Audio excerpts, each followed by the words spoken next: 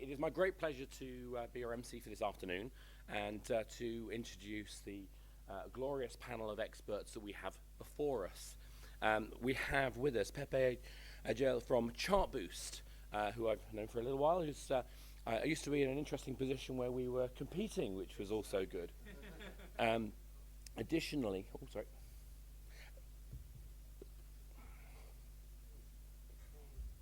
Which one do you prefer?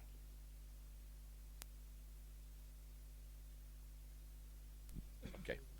How about this? Ah, that sounds more like it. Okay, so Pepe, I've known for a little while. He's a great expert on understanding what makes cross-promotion work.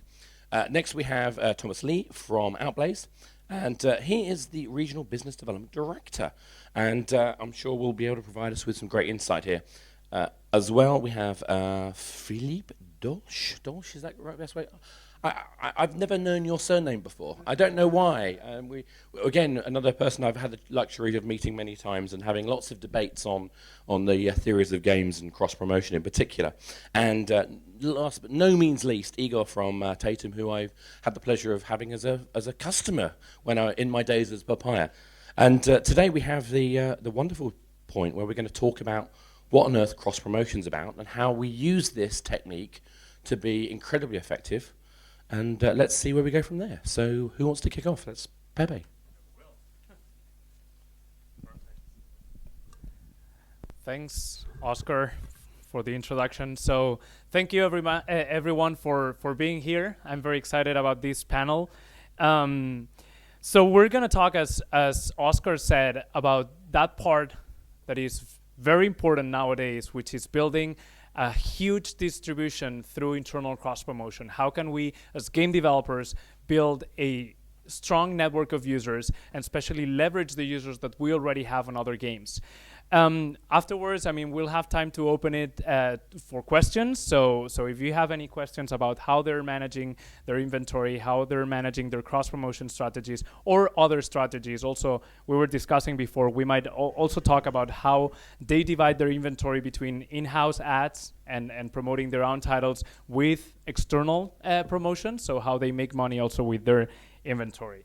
So here are the panelists, Igor, Philip and Thomas, and myself. I'm at Chartboost. We have a cross-promotion technology for mobile games. So we help all kind of game developers promote their games internally, but also externally.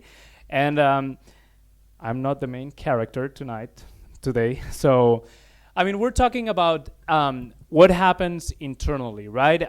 We all know that having a big hit on the App Store can make a good business. Matt Wilson from Rovio was telling us yesterday how important for them and for their success was cross-promotion, because if you're able to connect your titles and build a connected portfolio of games, of course your business, or chances are that you're going to build a stronger and more powerful business.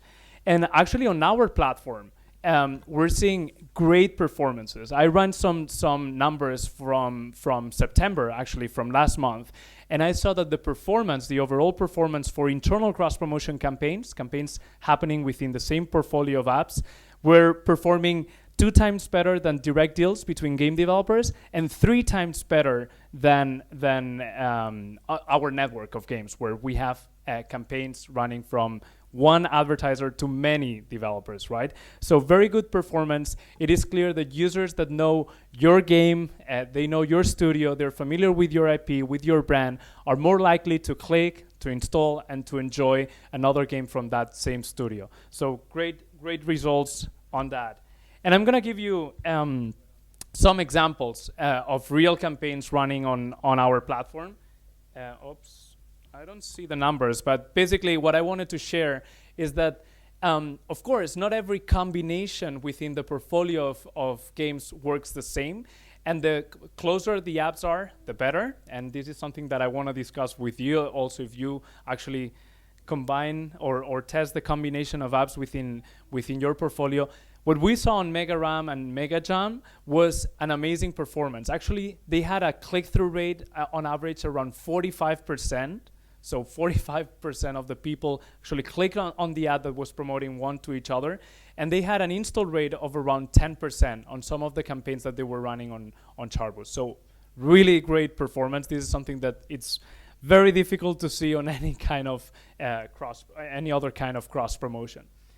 And there are different strategies, right? And we're gonna discuss about that. A lot of people just do these cross promotion campaigns along the life cycle of their apps, and some people only do it or intensify it when they're launching a new title.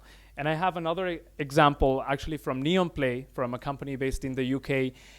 They had a huge portfolio already, a lot of users, and they used that user base, they leveraged that user base when they launched in July Traffic Panic London 2 and Car Park Carnage. And their performances, again, were amazing. I think I have some numbers here. Average click-through rate 15%, and install rate more than 11%, which is amazing. And Car Park Carnage has an amazing click-through rate, 35%, and an install rate around 34%. So really good results. These are free installs that they were able to drive from their existing apps, apps that have some traction on the App Store when launching new titles. So I don't want to talk more. These were some numbers that we've seen on our platform that I wanted to share with you.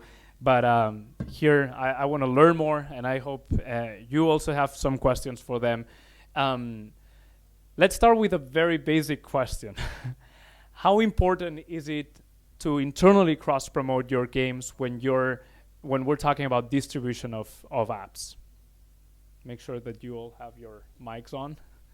Who wants to start? Hello, my name is My name is KAREV from Tatam Games, and we work on mobile from 2002, creating games for PalmOS devices. And for the last 4 years, we're working on iOS and Android. And actually, it was very difficult to start when you have one game, and it's very difficult to make a cross promotion with the one game. But when you increase your inventory of games and with the increasing budgets to get and acquire new users, it's very cool stuff when you can really make a cross promotion between your titles, and especially if you have really great loyal users. They want to get more information about your games, and they really want to get more and install these games using the cross promo in your title. So this is very, very important to do this stuff. Cool. Well, I'm Philip from FDG Entertainment. Maybe you know us for games such as Cover Orange, Blueprint 3D, or Kyiv. We started almost in the beginning of the App Store, and I just can confirm it was very hard. In the beginning, it was just one game on the App Store to promote it, and luckily we had a good relationship with Apple since day one.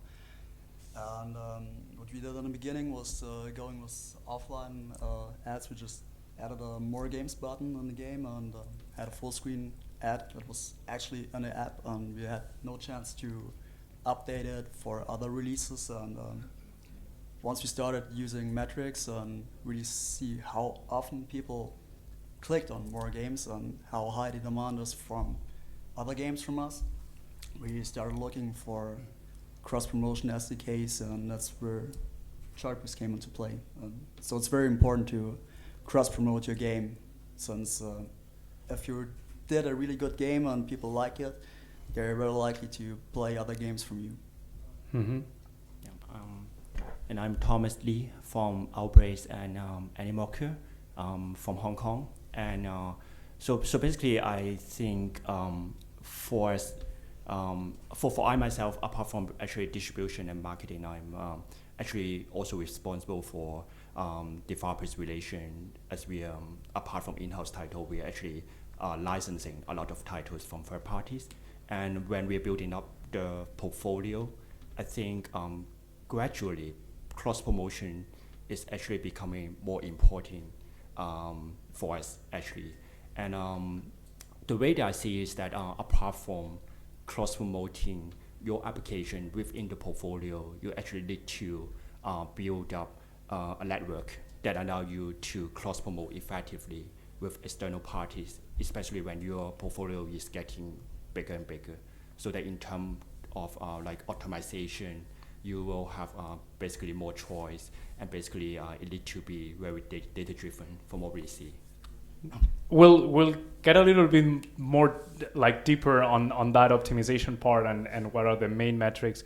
But I mean, we have in the panel very different companies and geographically, but also in terms of teams. Can you tell us a little bit more? I mean, how many people do you have working on marketing and distribution specifically? And in your various teams, how does the process work in your different companies? Well, at that time we have only one person who's actually doing marketing, but now I decided. I mean, it's very, very important to have a dedicated person who will not only run the campaigns but also work with and analyze all the data, because you have to improve your results. You have to work on a daily basis, sometimes even hourly basis, when you can check all the creatives from different companies. If you work as an advertiser, also you can check between your own campaigns how they will give you some results. And I think it's really important because we have now like 7 games, an app store, an app store and Google Play, and we for next year we'll launch additional 5 games on different stores. So it's when you expand your inventory, you have to work with this with someone, and probably we'll hire more people. It depends on the data and depends on how it will work for us. Mm-hmm. We have up to 3 people working on marketing, with one person in charge of marketing and making the decisions for marketing. And it's not only about cross promotion, but it's about everything, and it always depends on if we're launching a new game, if we're running a new cross promotion, or just trying to get a game on the tops again. And it always varies. What's very important is being flexible, because there's not always the same workload. You always have to check what needs to be done and act accordingly. And for us, basically, I think the people that being involved in order distribution and cross promotion is basically I think from the functional team, I would say. So basically, we have a dedicated team of about like 5 people that mainly look at the matrix in order cross promotion, order analytics, and doing order media buy and sell in order to optimize. And actually, there's another team of 10 people that basically they need to they're mainly building the distribution tools actually. So basically, when you're handling like a field or 10 or 20 application, the logistics problem may not be a problem, but when you're handling like hundreds of applications, so you cannot like integrating all the vendors individually for each of your apps. So basically, we have a dedicated team to build the mediation tools to actually handle all the logistics when we're dealing with the distribution of like hundreds of applications in our portfolio. And another team that I think would be involved in the distribution and marketing is actually the individual studio and business team as well, because the team, even though if you're dedicating 5 or 10 people to handle all the distribution, you still need to not only look at the matrix about like the conversion from app to apps, and also the efficiency of media buy and sell, and you actually need to look at individual apps, and you need to analyze also like how a player is being acquired and get into the games, can become an active user, and you need a lot of analysis, look at the data of individual apps. So basically, it is an interaction process between the studio and the business team with our user acquisition team as well. Mm-hmm. As Philip said, I guess the marketing activities vary a lot from day to day. Can you tell us a little bit more about what's your strategy when it comes to cross promotion? Is it something that is sustained along the life cycle of the app, or is this something that really gets more intensified when you're launching a new title? What's normally your take on that? I mean, are you really increasing it when it comes to a new title, or your apps are always pointing to other apps of your portfolio? And can you share specific cases if?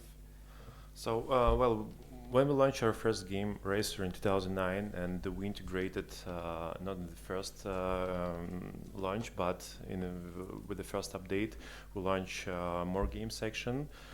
We had no more games, but we integrated it, and also we insert like a what's hot button on the first screen, and when we have something to show, to say to our customers, it starts blooming, and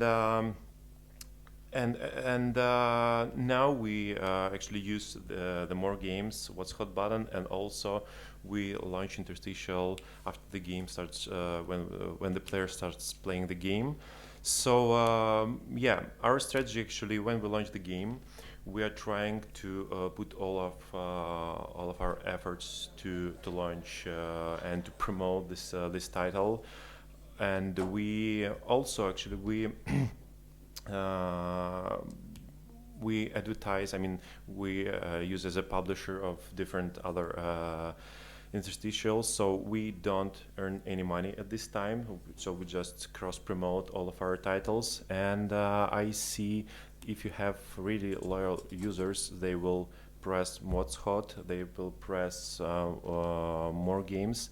And as for some data, because before Chartboost we used Google Analytics, and we show that about 20 to 30% press what's hot and more games. They really love the idea of the game, and they just check what we have more, and they really install our applications when we launch that.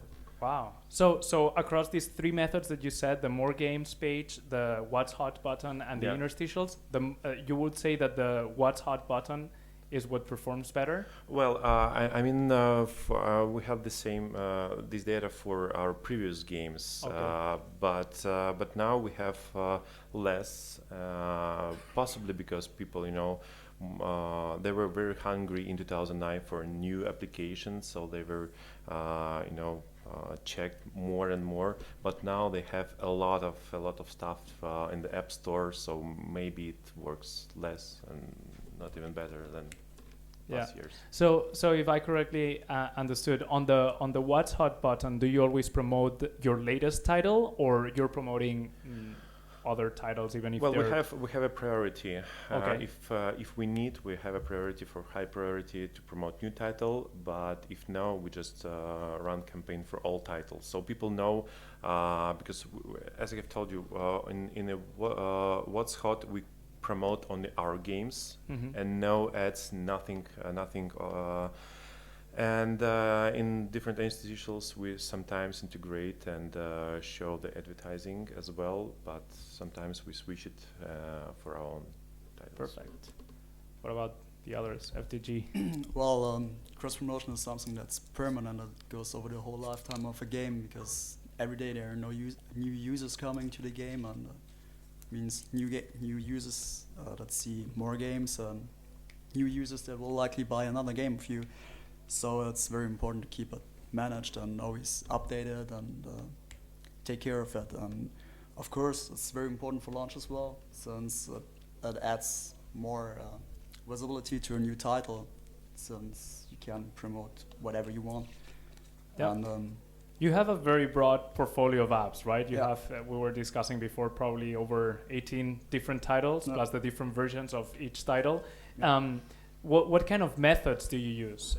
So do you use the more games kind Yeah. of page? Anything else? Basically, right now we use more games more games widget, and we also thought about putting an additional, similar to what you just mentioned with the what's hot. I just wanted to ask you have the more games and the what's hot button on the same screen? No. Oh, it's not on the same screen. What's hot on the main page, but sometimes more games can be like in the settings, but we're trying to put in the main page as well. But you never put them on the same screen? Never. Okay, because the fear we had, because we were just talking about that last week, and we felt sort of uncomfortable about putting more games on a news or what's hot button or whatever in the same screen, as we're mostly using or mostly having paid game or premium games. Right. We're a bit afraid of making too much advertising for games, and so that's also something that you have to take care of if you're having a freemium game, premium, paid, or whatever. May I have some funny story about what's hot button? Really funny because it shows on the corner, the right corner in the main menu, and the idea is should be just in the one place in the main menu, and that's all. But we have some bug in the game, and when people choose and in the menu they start playing the game, the what's hot button doesn't disappear. So I mean, it's appeared in the game during the gameplay, and we just started to get comments from our users. They said, "Guys, we love your game, but don't show what's hot during the gameplay." So And it's a paid game? yeah. Oh. So we said sorry, and we changed and fixed it very quickly. I need to ask you some technical detail. They're telling me that we're getting feedback, so we should just use one mic probably and switch it when you guys are talking. So let's use maybe the one in the center. Yeah. Yeah. All right. Yeah, maybe the one in the middle. Yeah, and you can. Perfect. I have a question regarding your more games page. I mean, so are you prioritizing also across your portfolio? You're putting on top the ones that are latest, or the ones that are monetizing better? What's your criteria when? This totally depends on the title. We always try to put games that fit together along. So, for example, in Cover Orange, we would never promote Clear Vision, because Clear Vision is a 17+ title where you have to sniper around and kill people, and our youngest players are like 3 years old and Cover Orange, so but dangerous to do it like this. And right. So you have the better the games work together, the better the results will be, and the more likely it is that people will download your game. Yeah, I mean, there are clear combinations of apps that don't match, basically. But for those that are not that clear, because you also have some casual games that might work or not together, do you A/B test combinations, or do you track performance app by app, or how can we learn from your experience? Well, in that sense? we tried around a little bit, and also the more known a game is, the more likely it is that people also download it through more games or interstitials, because they already heard the name and Cover Orange, okay, yeah, I've already seen it, no, download it. But if it's a lesser known game, it's harder to sell it. Mm-hmm. And you need to give it a better exposure in more games, or show it more often than like in more games, like was there What's Hot button. Yep, perfect. Thomas, can you tell us a little bit more about your strategy? Is it something constant, or is it something that you really intensify when you're launching a new title? And also, what formats are you using?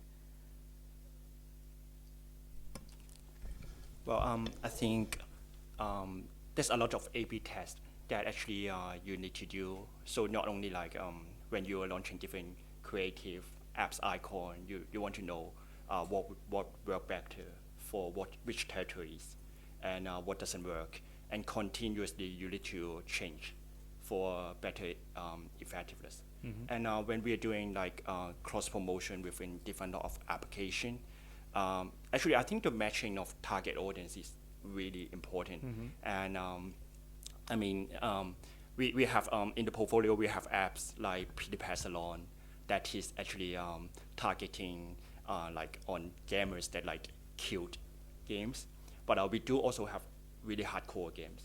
So basically, for sure, if you're cross promoting it, the conversion will be terrible. So actually, it's something that you need to deal with. So I think publishers and developers need to actually group their apps with similar target audience together and maximize the cross promotion. for application that have very similar target audience. And I think territories, the countries that you're pushing the apps is important as well. So let's say if you're cross-promoting Three Kingdoms apps in Europe, the Three Kingdom like basically based on Chinese historical like stories, and you're cross-promoting this app in Europe, then the conversion might be not really good, right? So basically, some apps we think that some apps like PewDiePie Salon, basically people like all over the world will love it. But there's also games that can only have a good retention, have good performance in certain territories. So basically, when you're bringing players into it, you don't want the players only install the apps. You actually want him to or her to be an active player, and eventually will pay for the game, especially when you're making freemium games. So that's a factor that I think really important when we're doing cross promotion. Yeah.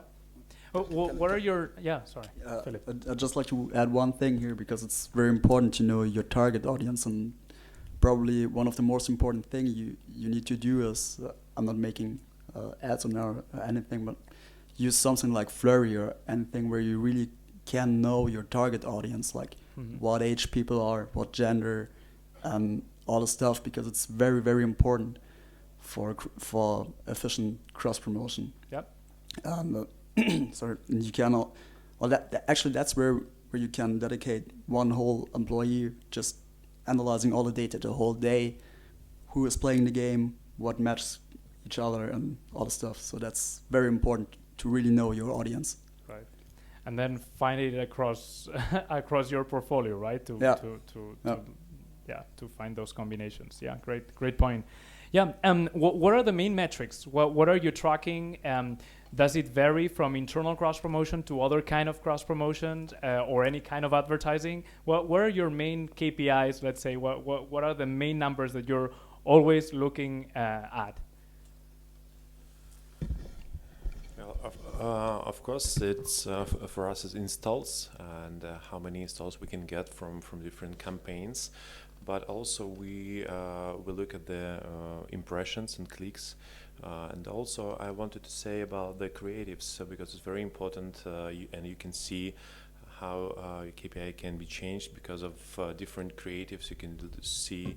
And this feature actually I really love in the chart boost, when you can place different creatives for one campaign, and you can see the CTR for these creatives, and very, very useful. And that's why we need appropriate person, because all of this data should be discovered every day, and to make different changes,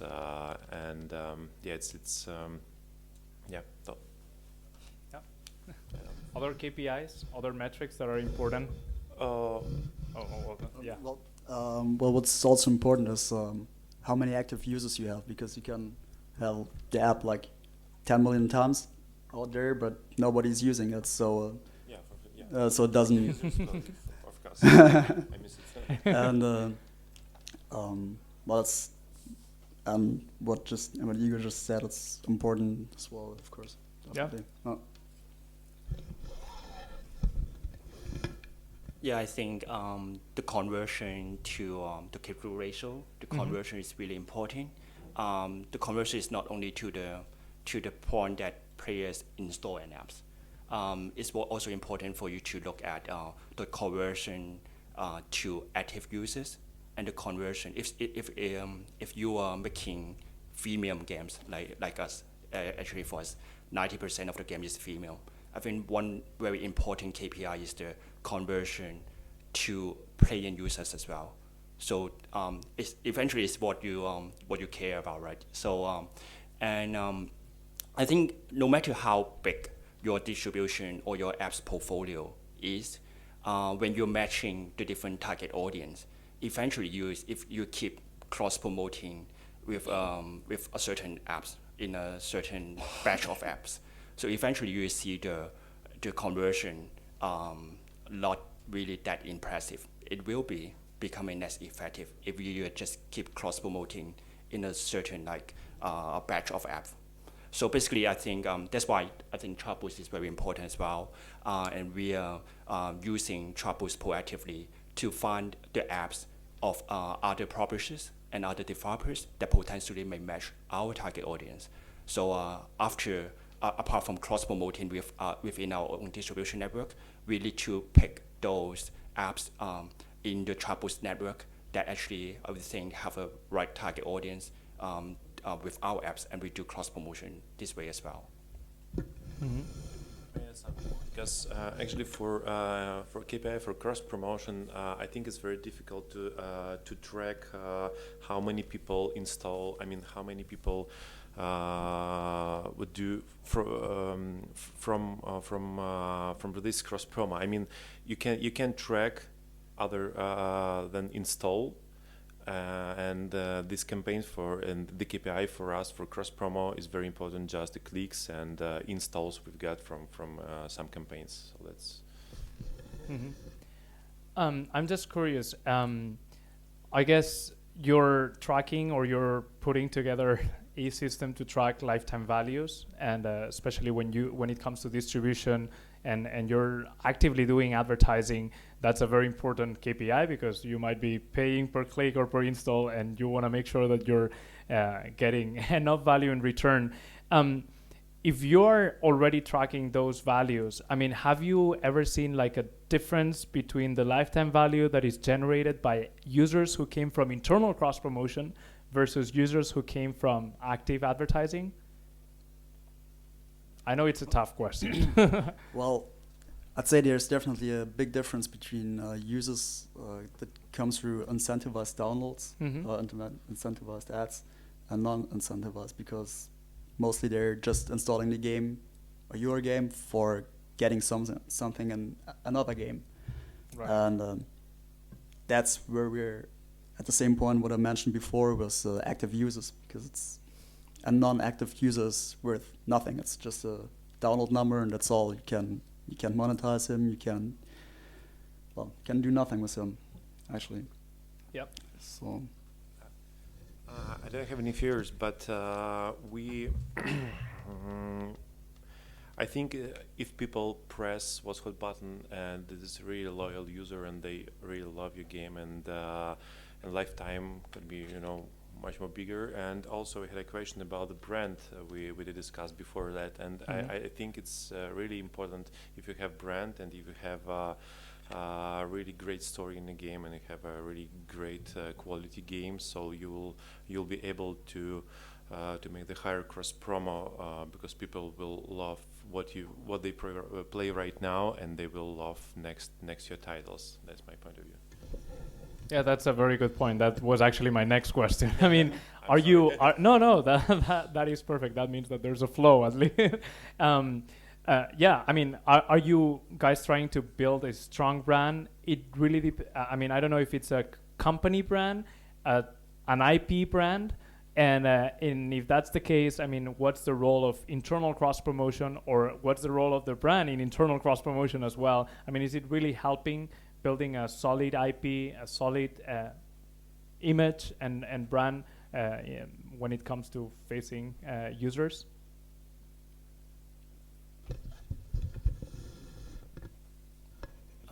We're actually trying to build a brand on different level. So basically, as let's say Animoca as a promotion brand, we want to basically deliver the message to the players that actually they can find almost every kind of game in our network. So it can be time management game, it can be hardcore games for children, educational or other games. So it's kind of like a supermarket, I would say. Animoca is a promotion brand. But on the other hand, there's some in-house titles that we are developing. Originally, we're not thinking, hey, it gradually it will become an IP and brand, but it do. So let's say for instance, Prepare Salon that we have launched. The game is really becoming very popular, and there's a lot of different characters in the games, and eventually we are developing more games based on the character, and it become a series. So it do have very good result, especially when your players is playing, let's say if they're playing Peter Pan Salon and there's a lot of different character inside, and we're making new apps using those characters. When you're doing cross promotion, in general, the players will be very willing to download your new apps with those characters that they like and they love. So yeah. Regarding what Pepe mentioned was the brand, it's actually it's a very big trade-off when it comes to more games, widgets. For example, you can always mix your own games and other games, and that's where it gets tricky, because if you promote other games, you can earn money out of your more games section, but people download the other game, and it may be a really crappy game that may not be working or whatever, and they automatically associate this game they downloaded in your game with your brand. That's a very big trade-off you have to do, and also take care how many other games, or if possible, which games can be featured and which not, because you can control your own quality, but you can't control the quality of third-party games in this case. Right. And well, it's a big trade-off.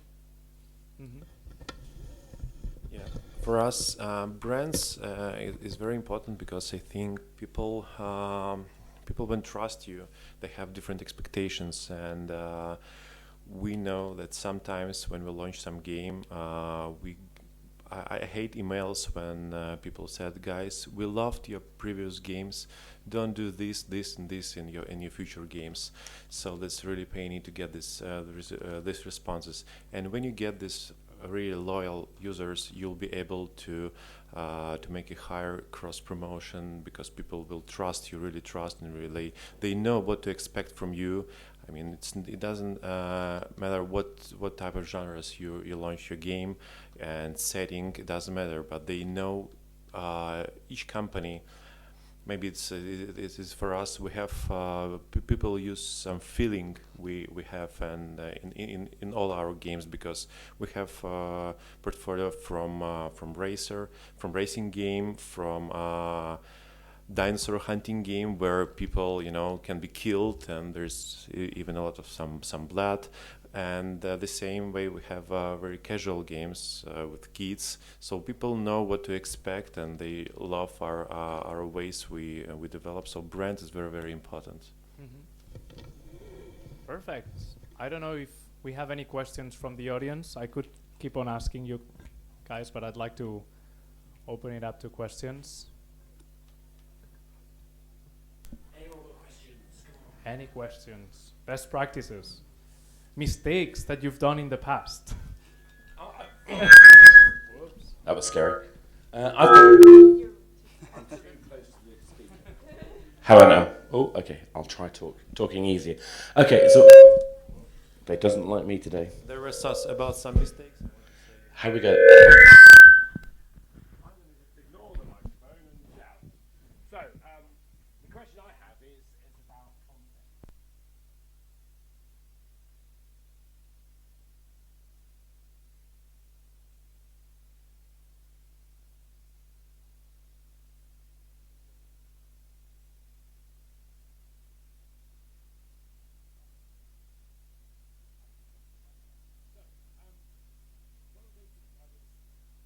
Doing some cross-promotion stuff in my previous role. I won't talk about those guys, but one of the things that sort of came up was the importance of working out when, in the flow of the engagement of the user, was the right time to use advertising or cross-promotion or any of these other techniques. Is that a fallacy? Are we risking losing customers if we show them a cross-promotion too early? Or is there actually something about looking at the engagement of the player that can make this more effective? Losing customer when it works. Losing customer, it means like if you make a cross promotion, it seems it doesn't work, but if you make a cross promotion, you will not lose your customer, because you will just point from your game to another your game. But if you advertise another games, that's more problematic, because you can really lose your customer. And about the ways when to promote, I said we just show the ads, show the interstitials after the launch of the game, what's hot in more games, and that's all. Right, no, at this moment. Well, There's certainly this problem of losing your users, but especially in Chartboost with the marketplace, you can also negotiate with other developers for some cross-promotion exchange. So you drive some of your users to them, and you will get some other users in return. So if you're lucky, it's like leveled, and everybody profits from it and has new users. And I suppose the real question for me was, though, if you do that at the wrong point of their flow through the game, they never get past the learning stage, you could argue. I'm not saying this is what's true, I'm just saying this is the argument. You never get past the learning stage with your game, and therefore they never come back and finish playing it. So you've lost a potential opportunity for them to engage in that specific title, and therefore you've lost, particularly in a free-to-play game, a massive revenue opportunity. So they've now moved on to a new game, and they don't come back. That's the argument. I'm not saying that's true. What do you think? well, definitely. So you never show an interstitial in the tutorial or whatever. It's like they're just learning your game, and then suddenly there's another game popping up, and it's the worst thing you can do. Just let them play a little bit, and after the first 5 or 7 levels, then show the first interstitial, because otherwise you will definitely lose their user. Because since as long as they didn't understand your game and get hooked by it, they won't remember your game, and they will just go away and never remember the game. And someday they will see the icon on their iPhone and say, "Oh, what's that now? Delete it." That's lost. Well, I think first of all, it really depends on what kind of cross promotion that we're talking about. Obviously, there's overall cross promotion that the players will welcome as well, because they are not actually to pay the real money. But I mean, from our experience, different apps have different scenario. So basically, there's some apps that if you are doing cross promotion heavily at the beginning, players will love. But especially when you are doing some brand apps, they may accept. So I think one very important point is that when you first launch your apps, you do really want to know the actual retention, the engagement.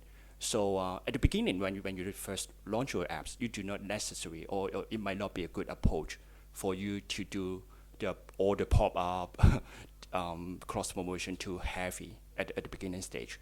But you can launch the apps, you join some players, you see the engagement.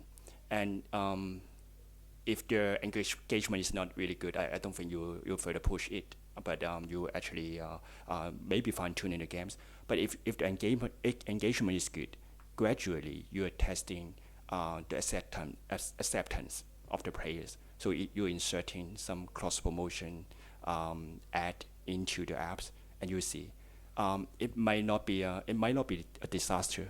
In general, we see surprisingly we see the players actually quite open to the cross promotion offer in general. Any other questions? Igor, you wanted to share a mistake that you've done, I think. Yeah. We cut you off. Yeah. Right. Actually, just one mistake. We didn't. Mistake can be from different developers. They want to get a lot of and create a lot of games and don't pay attention to the quality.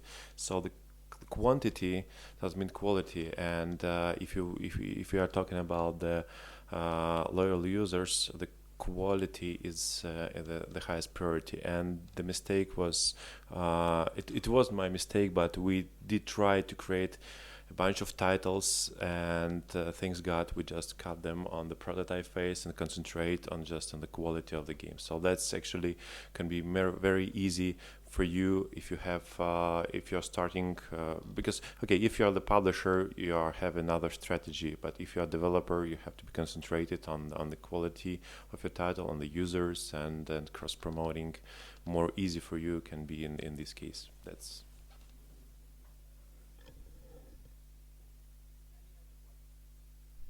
Yeah.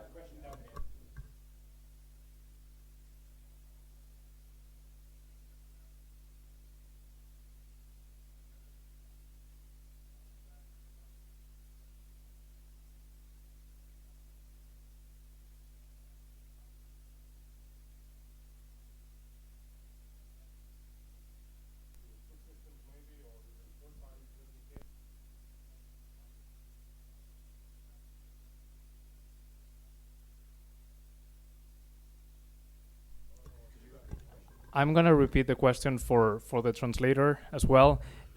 So the question is basically in-house systems versus third-party systems. How do you manage like the variety of SDKs that you have versus building the technology yourself? As I've told you, we had our own system like more games and what's hot, and we did use Google Analytics for to analyze all the data. But now we use only Charboost for cross promotion, and it's really very convenient on a dashboard to see every data you need. And also we use Flurry. So for daily active users, for all activities in the game, we use Flurry. But also, I know that Charboost can track some more data in the game as well. Well, we also built up our own system like 2 or 3 years ago for news banners and for more game section. And actually, don't make your own system. There's third-party providers with good SDKs that dedicate lots of resources into developing this, and everybody should do what he can do best. We're here to make games, not, I don't know, cross-promotion tools. So leave this work to the guys who really know how to do it, because you will run into so many technical difficulties if you're not good at server management and server coding and all the stuff, and you can get into lots of hassle. And just focus on the game itself, use a third-party SDK for cross-promotion, for tracking, and there's really cool stuff. If you don't know what to use, then take 2 or 3 different SDKs, implement them, check how it works if you have any technical problems, and then after a few weeks,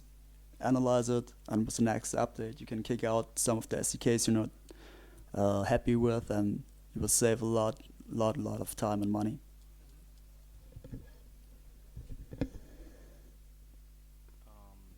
I think like many others developers and publishers in the industry will use Furry.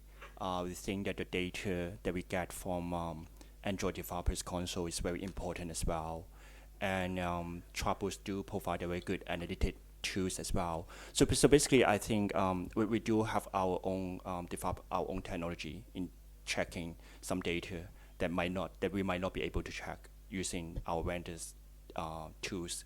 So basically, I think in general it needs to be a combination.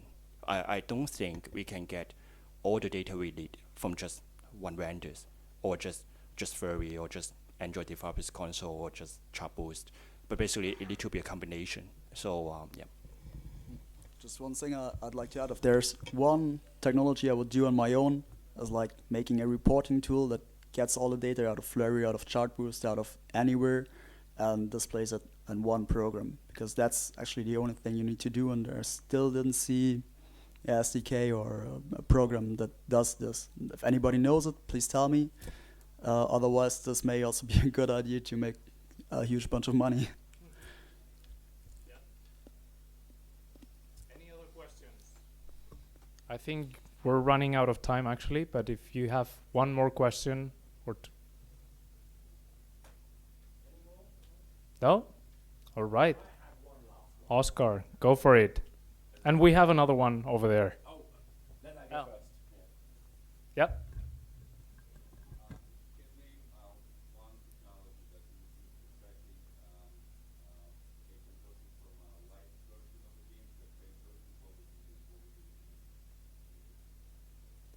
Yeah, so the question is, any tool that allows you to track the conversion between a light version of your game and your real version, right?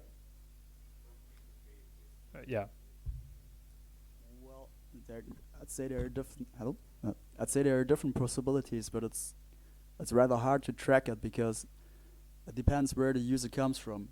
If the user downloads your light version and clicks on upgrade to full version, and he buys it immediately, it's easy to track it via affiliate links or whatever. But since, for example, UDID tracking has been deprecated by Apple, it's kind of hard to track them.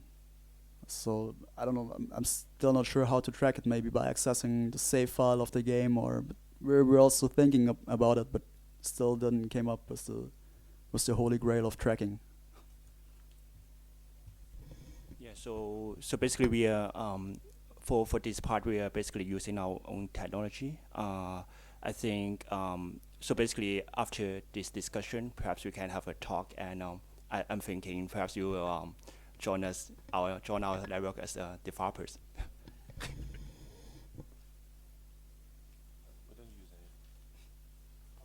What was your question? Real quick. So my last question is the provocative one. At what price is a paid ad worth as much to you as the developer as a cross-promotion ad?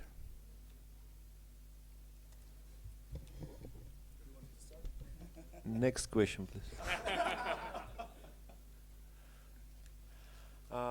Well, actually, we divided as you know many times. So if we don't have any fresh applications, sometimes we switch on the ads, and I know we have like a $16 CPM in HR Boost. So yeah, it's on Android, but the highest CPM we've got in HR Boost for iOS titles, it was like a 5.5, something like this. Well, it's also a bit of a trade-off, because you need to know how much revenue can you make out of the game. If it's a 99-cent download, then it's a bit risky to buy like 10,000 installs at $5. Maybe risky because you don't know if you will generate organic downloads as well. And it's much easier if you have a freemium game and know, okay, average revenue per user will be like $8, and then you can easily spend like $5.